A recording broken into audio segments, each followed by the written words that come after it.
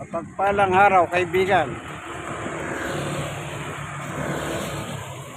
Sa YouTube may nagsabi sa akin na isang miyembro ng INC nang sabi niya ang Diyos ko raw dalawa.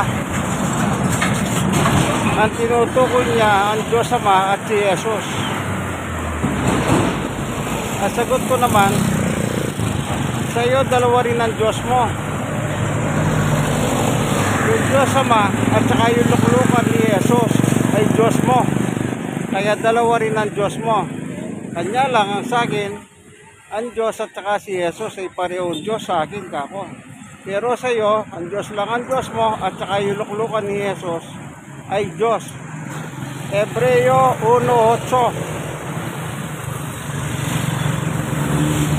Tinawag ng Panginoon Diyos ang kanyang anak na si Jesus na Diyos. Sa Hebreo 1:8.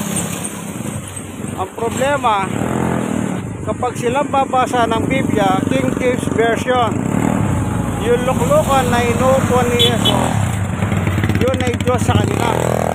Pero si Jesus na nakaluklok, hindi Diyos sa kanila. Naloko na. Nilalabanan nila ang Diyos. Nilalabanan nila ang Diyos. Kaya huwag tayong magpaloko, ano?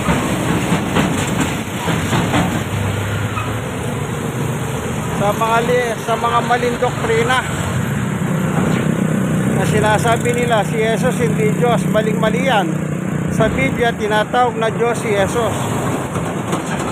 Si Tomas na lang, anong sabi ni Tomas? 1:20-28, Panginoon ko at Diyos ko, ang tawag niya kay Jesus.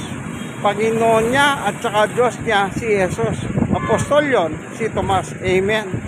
Ganito na lamang po, ano?